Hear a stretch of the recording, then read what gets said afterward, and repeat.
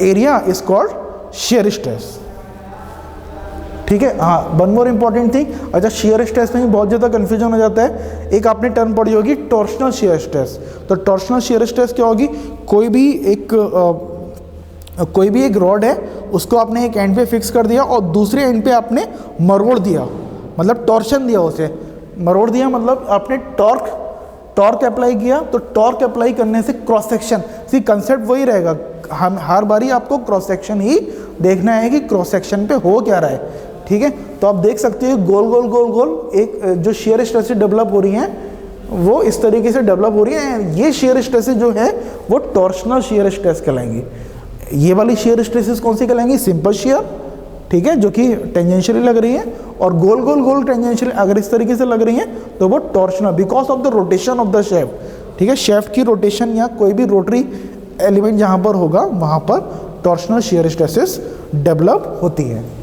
ठीक है, स्ट्रेन, तो ये मैं थोड़ा सा जल्दी बता देता हूँ। ये स्ट्रेन आपको पता होगा कि किसी भी बॉडी में अगर हम फोर्स लगा रहे हैं तो डिफॉर्मेशन होगा। तो कितना डिफॉर्मेशन हो रहा है यहाँ इस डायग्राम में अगर देखें तो डेल्टा का डिफॉर्मेशन हो रहा है। Strain is defined as change in dimension divided by original dimension. तो इसकी लेंथ में अगर जो भी इंक्रीमेंट हो रहा है, that increment change in dimension divided by original dimension, या you can say delta L upon L. तो this is called strain. Strain भी दो तरीके से हो सकता है, नॉर्मल और शेयर स्ट्रेन।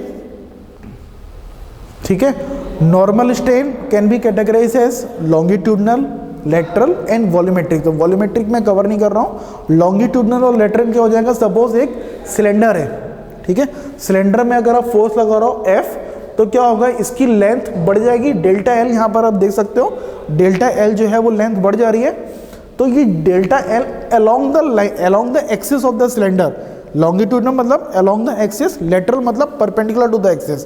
तो यहाँ पर अलोंग द एक्सिस क्या हो रहा है? डायमेंशन में change, delta L divided by original length. ये तो हो गई longitudinal strain. But at the same time साथ ही साथ आप देखो, इमेजिन करो यहाँ डायमीटर जो है वो कॉन्ट्रैक्ट कर रहा है। डायमीटर में जो है वो डायमेंशन की कमी आ रही है। डायमीटर अगर ओरिजिनल डी है तो वो डी से कम हो जा रहा है। कितना हो जा रहा है? D minus delta D. तो that delta D divided by original diameter is called lateral strain.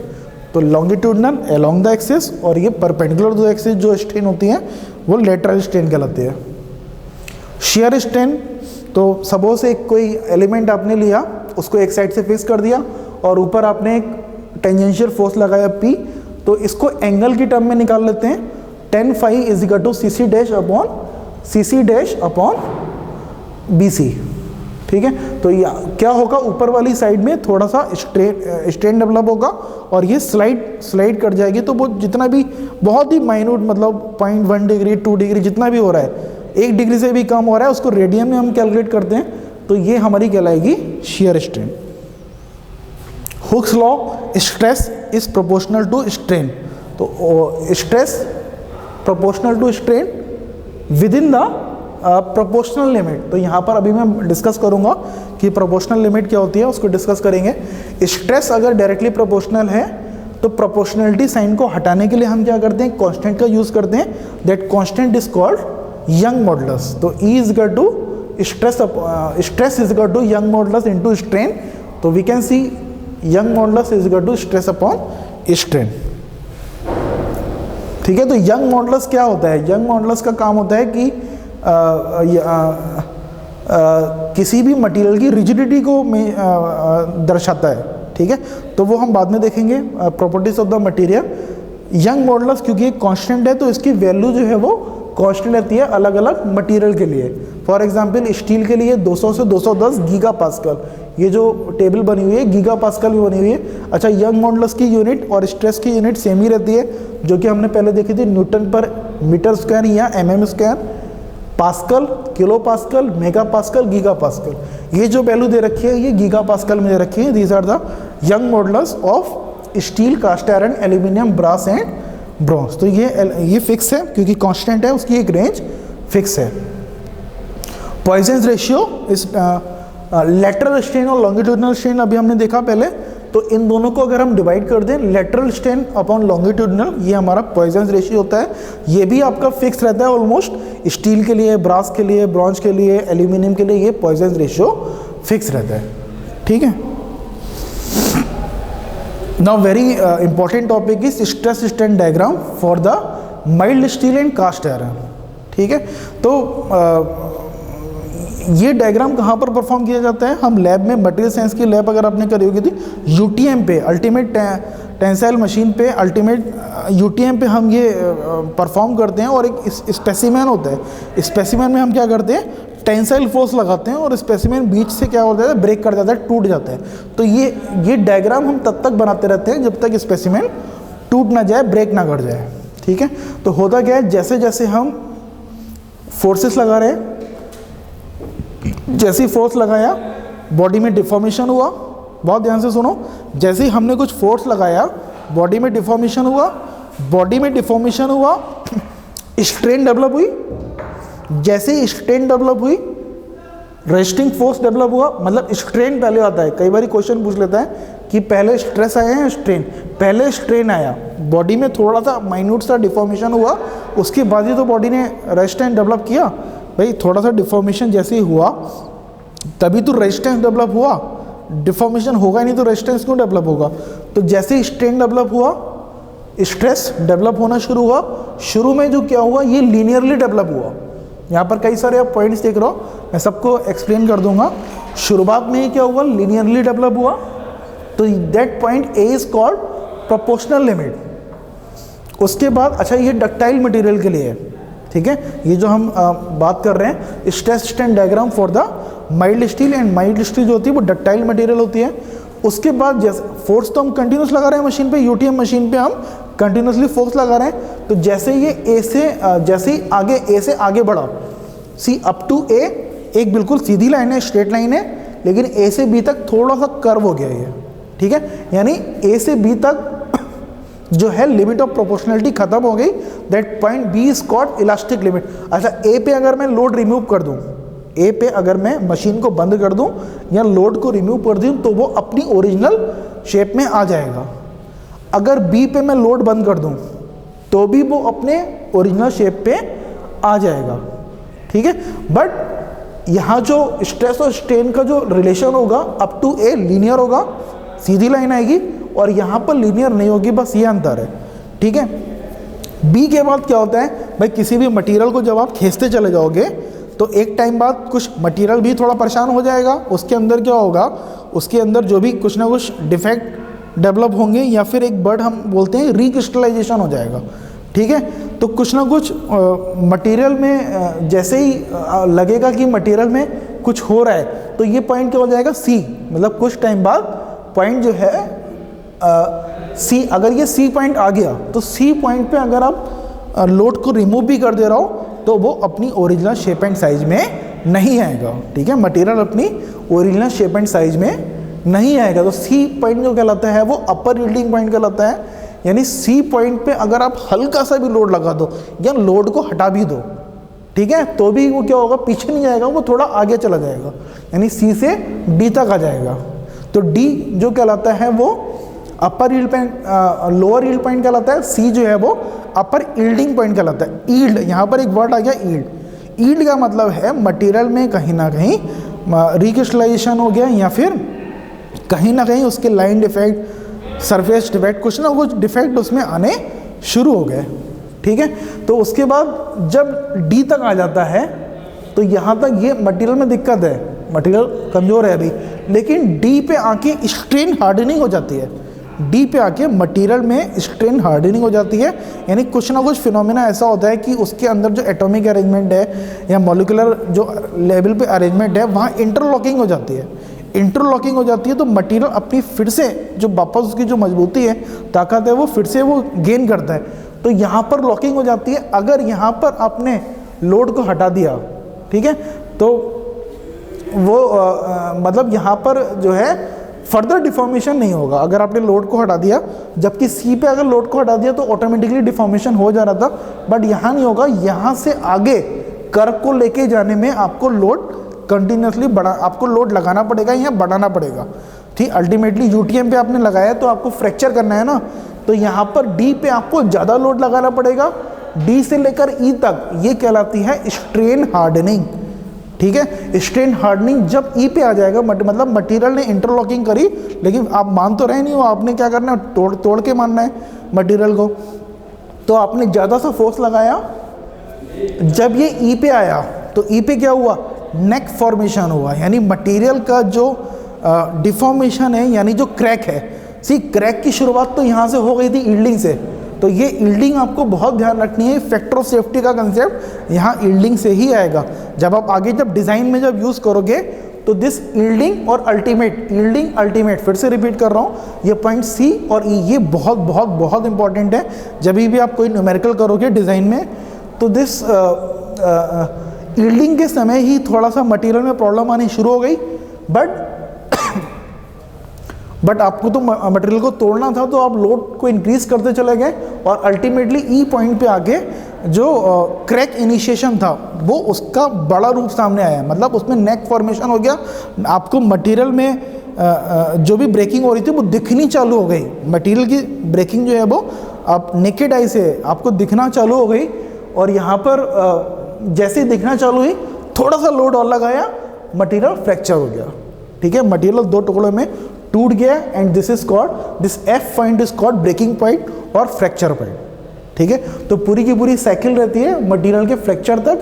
अगर हम इस कर्व की बात करें तो ये इंजीनियरिंग स्ट्रेस स्ट्रेन डायग्राम कहलाता है, जहाँ पर हम क्रॉस सेक्शन जो है वो थ्रू आउट कॉन्स्टेंट लेते हैं। किसी भी बार का जो क्रॉस सेक्शन है वो हम कॉन्स्टेंट लेते हैं, एरिया कॉन्स्टेंट लेते हैं। क्यों? क्योंकि हमें आसान बनाना है, चीज़ों को आसान बनाना है, बहुत ज़्यादा कॉम्प्लिकेटेड नहीं करना है, इसलिए हम डिज़ाइन में थोड़ा बहुत काम चलाने के लिए हम ओरिजिनल क्रॉस सेक्शन ही ले लेते हैं। This is called engineering stress strain curve. ठीक है, बट एक्चुअल में क्या होता है, जब आप फोर्स लगा रहे हो तो उसका क्रॉस सेक्शन धीरे धीरे धीरे कम होता चला जाएगा। सपोज 20 mm की कोई रॉड है, उस पर आप कंटिन्यूसली फोर्स लगा रहे हो, तो 20 की जगह 19.99 होगी, 19.98 होगी, 19.9 से और 0.1 mm का डिफरेंस आता चला जाएगा, उसका क्रॉस सेक्शन कम होता चला जाएगा। बट आप तो मेज़र कर नहीं पाओगे, मशीन पे आपने लगा दिया है, तो उसको मेज़र कैसे करोगे आप, क्रॉस सेक्शन जो कम हुआ। तो हम लोग अपनी सहूलियत के लिए, आसान बनाने के लिए चीज़ों को हम लोग क्या करते हैं, ये इंजीनियरिंग स्ट्रेस स्ट्रेन कर्व का इस्तेमाल करते हैं। एक्चुअल में ये कर्व आगे निकल जाता है, जिसको हम यूज़ नहीं करते हैं, क्योंकि एक्चुअल में क्रॉस सेक्शन जो है वो कम होता चला जाता है, स्ट्रेस जो है वो बढ़ती चली जाती है, क्योंकि स्ट्रेस जो बढ़ रही है ना, अगर ये कर्व ऊपर जा रहा है तो स्ट्रेस बढ़ रही है। एक्चुअल में ऐसा होता है क्योंकि क्रॉस सेक्शन कम होता है, लेकिन क्योंकि हम मेज़र नहीं कर पाते हैं एरिया को, तो इस कर्व को हम प्रैक्टिकली यूज़ नहीं करते हैं, हम इस कर्व को यूज़ करते हैं। ये कर्व कहलाता है हमारा इंजीनियरिंग स्ट्रेस स्ट्रेन डायग्राम।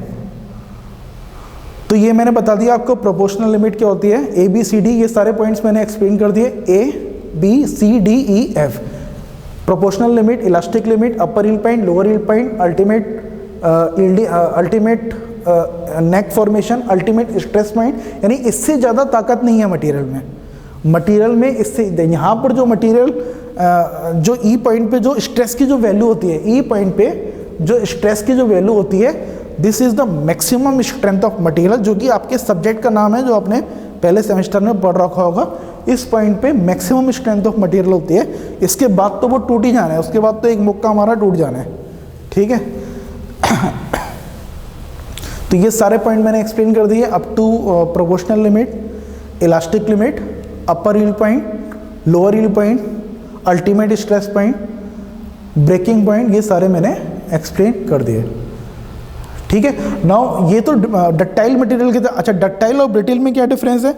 कोई भी मटेरियल में अगर बहुत ज़्यादा डिफॉर्मेशन हो रहा है, अच्छा एक टर्म और आती है इसमें, इलास्टिसिटी और प्लास्टिसिटी। ठीक है, अगर मटेरियल में परमानेंट डिफॉर्मेशन आ गया, यहाँ पर पॉइंट बी में परमानेंट डिफॉर्मेशन नहीं आया था, पॉइंट बी के में अगर आप लोड को रिमूव भी कर रहे थे तो वो अपनी ओरिजिनल शेप एंड साइज में आ जा रहा था, बट इसके बाद जो है वो परमानेंट डिफॉर्मेशन आ गया, यानी बी के राइट हैंड साइड पे प्लास्टिक जोन कहलाएगा। ये क्या कहलाएगा? प्लास्टिक जोन कहलाएगा। ठीक है, यानी इसमें प्लास्टिसिटी हो गई, और बी से पहले तक ये जोन कहलाएगा हमारा इलास्टिक जोन, इसमें इलास्टिसिटी है। ठीक है, तो ब्रिटिल मटेरियल का मतलब, डक्टाइल मटेरियल का क्या होता है कि बहुत ज़्यादा डिफॉर्मेशन होता है, बहुत ही सिग्निफिकेंट मतलब दिखाई देने वाला डिफॉर्मेशन होता है डक्टाइल मटेरियल में होता है। तो उसका एक फार्मूला होता है जो परसेंटेज एलोंगेशन है, अगर 10% ओवरऑल कुछ रेंज होती है, 5, 10, 15, वो मैं डिस्कस नहीं कर रहा, आप ऐसे समझ लो कि 10% से ऊपर अगर डिफॉर्मेशन हो रहा है तो वो डक्टाइल कहलाता है। और अगर बहुत ज़्यादा डिफॉर्मेशन नहीं हो रहा है, बिना डिफॉर्मेशन के एकदम मटेरियल टूट जा रहा है, ब्रेक कर जा रहा है, तो that material will call brittle material. तो we can see brittle material का एग्जांपल हो गया कास्ट आयरन, और इससे पहले जो हमने कर्व देखा वो माइल्ड स्टील का था। तो कास्ट आयरन में कोई भी अप्रिशिएबल डिफॉर्मेशन नहीं होता है, बिना डिफॉर्मेशन के ही ये एकदम टूट जाता है, यानी कोई भी failure obtain without yielding. Yielding क्या हो गई, बी और सी पॉइंट जो हमने अभी डिस्कस करे वो अपर यील्ड और लोअर यील्ड, यहाँ पर यील्डिंग होती ही नहीं है। यील्डिंग का मतलब क्या हो गया, देखो यील्डिंग का फ़ायदा क्या है, यील्डिंग का फ़ायदा ये है कि इसने इंडिकेशन दे दिया मटेरियल ने कि भैया मेरे अंदर यील्डिंग हो गई है, मुझे अब इससे ज़्यादा इस्तेमाल मत करो, अब मुझे बदल दो, ठीक है। लेकिन ब्रिटल मटेरियल में ये खतरनाक बात होती है कि यील्डिंग के बिना ही ये एकदम ब्रेक कर जाता है, यानी 2 टुकड़ों में टूट जाता है, ठीक है। तो जैसे टाइटैनिक का हो गया, ब्रिटल फ्रैक्चर हुआ था टाइटैनिक शिप का, तो पता ही नहीं चला था कि कैसे हुआ। तो जो ब्रिटल मटेरियल है इसका हमें बहुत ज़्यादा डिज़ाइन में ध्यान रखना पड़ता है। तो आप कर्व देख सकते हो, ये बस यहीं पर आके ख़त्म हो गया, कोई बी और सी पॉइंट नहीं आया और यहीं पर कर्व ख़त्म हो गया। और जो एफ पॉइंट बहुत लास्ट में आ रहा था, यहाँ पर ये पॉइंट शुरुआत में ही आ गया और ब्रेकिंग ऑफ द मटेरियल अकर, ठीक है। तो ductile material gives indication before failure, brittle material suddenly without any indication. यानी डक्टाइल मटेरियल तो खतरे की घंटी दे रहा है तुम्हें, ब्रिटिल मटेरियल कोई भी खतरे की घंटी नहीं दे रहा है, वो तुरंत ऐसे ही टूट जाता है। तो आपको डिज़ाइन इंजीनियर को इन दोनों बातों का ध्यान रखना है जब भी वो मटेरियल सेलेक्ट करेगा कि वो डक्टाइल कर रहा है या ब्रिटिल कर रहा है, ठीक है। Now last topic is principal stress. तो प्रिंसिपल स्ट्रेस हमने देखा कि मटेरियल जो है नॉर्मल स्ट्रेस हमने देखा। अगर हम बात करें स्ट्रेस कितनी तरह की देखी हमने, टेंसाइल देखी, कंप्रेसिव देखी, बेंडिंग देखी, टॉर्शन स्ट्रेस देखी, ठीक है। जनरली प्रिंसिपल स्ट्रेस का कंसेप्ट तब आता है, सपोज कोई मटेरियल है, जैसे ये मटेरियल है आपका, हमने अभी तक देखा कि इस पर जब फोर्स लग रहा है तो रेजिस्टेंस डेवलप हो रहा है क्रॉस सेक्शन पे। मैं रिपीट कर रहा हूँ, रेजिस्टेंस जो है वो क्रॉस सेक्शन पे डेवलप हो रहा है, ठीक है। अब क्रॉस सेक्शन जो है वो हमारा बिल्कुल परपेंडिकुलर है, ज़रूरी थोड़ा है कि जो हमारा जो खतरनाक वाला जो स्ट्रेस है वो परपेंडिकुलरली डेवलप हो रहा है, वो किसी एंगल पे भी डेवलप हो सकता है, ठीक है। फॉर एग्जांपल कोई आपका कोई मटेरियल है, ठीक है, इस पे आपने फोर्स लगाया, इस पे आपने फोर्स P लगाया, ठीक है। भाई आप तो ये मान के बैठे हो कि ये जो क्रॉस सेक्शन है इस पर रेजिस्टेंस डेवलप हो रहा है, वो तो बिल्कुल परपेंडिकुलर आपने तो करके डिज़ाइन कर दिया, आप बहुत खुश हो, आपने बहुत बढ़िया डिज़ाइन कर दिया, ठीक है। लेकिन ऐसा होता नहीं है, जो स्ट्रेसेस डेवलप होती है, स्ट्रेसेस अच्छा 2 ही तरीके की हैं, या तो नॉर्मल है या शेयर है। तो मुझे दोनों स्ट्रेसेस चेक करनी है। अगर यहाँ पर आपको स्ट्रेसेस नज़र नहीं आ रही हैं, भाई इस एग्जाम्पल में आप कहोगे शेयर स्ट्रेस तो है ही नहीं, है, यहाँ भी शेयर स्ट्रेस डेवलप हो रही है, तो वो हिडन है। हिडन कैसे है, आप किसी एंगल पे देख लो, अगर आप किसी एंगल थीटा पे देखो, जो मैंने यहाँ पर एक क्यूब का एग्जाम्पल लिया है, अगर मैं इसमें फोर्स लगा रहा हूँ, मुझे नहीं पता किसी एंगल पे क्या फिनोमेना हो रहा है। भाई मैं तो ये मान के चल रहा हूँ कि ये परपेंडिकुलर जो फोर्स लग रहा है, जो परपेंडिकुलर प्लेन है उसमें तो मेरा डिज़ाइन सेफ हो गया, बट इसके किसी प्लेन पे, इस प्लेन पे हो सकता है बहुत ही क्रिटिकल फिनोमेना हो रहा हो, यहाँ पर सिग्मा है और यहाँ शेयर स्ट्रेस डेवलप हो रही है टाउ, ठीक है। मुझे चेक करना है कि ये सिग्मा और जो टाउ है कहीं क्रिटिकल तो नहीं है, कहीं खतरनाक तो नहीं है मेरे लिए। तो एक बहुत बड़ा डेरिवेशन होता है जिसमें हम चेक करते हैं कि अलग अलग एंगल पे, या वो ऐसा कौन सा एंगल है जहाँ पर स्ट्रेसेस जो है वो मैक्सिमम हो जा रही हैं, चाहे वो नॉर्मल स्ट्रेस हो चाहे वो शेयर स्ट्रेस हो, हमें ये अलग अलग एंगल पे चेक करनी होती हैं। तो उस पर्टिकुलर एंगल पे जब स्ट्रेसेस मैक्सिमम हो जाती हैं तो उस स्ट्रेस की वैल्यू को हम क्या बोल देते हैं, प्रिंसिपल स्ट्रेस, ठीक है। तो it has been observe that any point in a straight material there are 2 planes mutually perpendicular to each other which carry direct stresses and no shear stresses। तो मैंने बताया जब हम ऑब्जर्व कर रहे हैं किसी एंगल पे, तो किसी एंगल पे क्या हो रहा है, स्ट्रेसेस डेवलप हो रही है, तो कोई से ऐसे दो प्लेन होंगे म्यूचुअली परपेंडिकुलर, ऐसे दो प्लेन होंगे जहां पर shear स्ट्रेस जीरो होगी और नॉर्मल स्ट्रेस मैक्सिमम होगी। तो वो जो मैक्सिमम नॉर्मल स्ट्रेस, अच्छा डायरेक्ट स्ट्रेस यहाँ पर यूज़ किया है तो उससे कंफ्यूज होने की जरूरत नहीं है, डायरेक्ट स्ट्रेस और नॉर्मल स्ट्रेस दोनों एक ही बात है। तो वो जो मैक्सिमम नॉर्मल स्ट्रेस होगी उसी को मैं बोल देता हूँ प्रिंसिपल स्ट्रेस। तो you can see direct stresses only and no shear stress, यानी वो प्लेन किसी भी एंगल पे हो सकता है, वो आपको न्यूमेरिकल जब सॉल्व करोगे तब आपको समझ में आएगा। वो हो सकता है 25 डिग्री पे भी हो सकता है, 30 डिग्री पे हो सकता है, 33.6 डिग्री पे भी हो सकता है, किसी भी डिग्री पे एक ऐसा प्लेन होगा जहां पर shear स्ट्रेसेस जीरो हो जाएंगी और नॉर्मल स्ट्रेसेस मैक्सिमम हो जाएंगी। वो प्लेन जो है वो प्रिंसिपल प्लेन कहलाएगा और स्ट्रेसेस की जो वैल्यू होगी, वैल्यू कुछ भी हो सकती है 70 मेगा पास्कल, 80 मेगा पास्कल, जो वैल्यू होगी स्ट्रेस की वो प्रिंसिपल स्ट्रेस कहलाएगी। ठीक है, तो out of two direct stresses one will be maximum and the other will be minimum. एक मैक्सिमम होगी, अच्छा मैक्सिमम मिनिमम का मतलब होंगी तो दोनों मैक्सिमम, बट उसका साइन का अंतर होगा, एक टेंसाइल होगी और एक कंप्रेसिव होगी। एक अगर +70 है तो दूसरी हो सकता है -36 होगी। तो टेंसाइल वाली टेंसाइल में मैक्सिमम होगी, कंप्रेसिव वाली कंप्रेसिव में मैक्सिमम होगी। Direct stresses along this plane are known as principal stresses. तो ये मैंने बता दिया, उस प्लेन पे जो स्ट्रेसेस होंगे वो प्रिंसिपल स्ट्रेस कहलाएंगी। अच्छा, अभी तो मैंने नॉर्मल स्ट्रेस की बात करी, नॉर्मल स्ट्रेसेस मैक्सिमम है।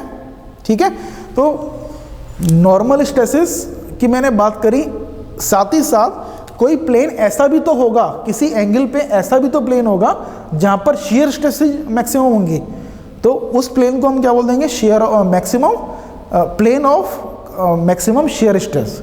तो अगर हम बात करें इस प्लेन की जो कि प्रिंसिपल प्लेन है, इससे 45 डिग्री पे एक प्लेन और होगा।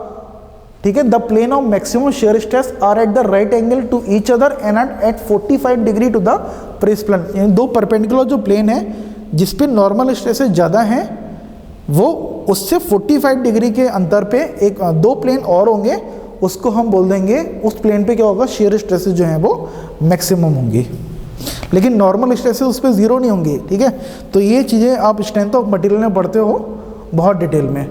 तो ये केस ये हो गया determination of the principal stresses for a member subjected to biaxial. तो ये बहुत ही मैक्सिमम, देखो वैसे तो हमारी जो स्ट्रेसेस होती हैं वो 3D होती हैं, 3D टाइप होती है, लेकिन इतना टिपिकल हम जनरली किसी मशीन को हम लेके नहीं जाते हैं।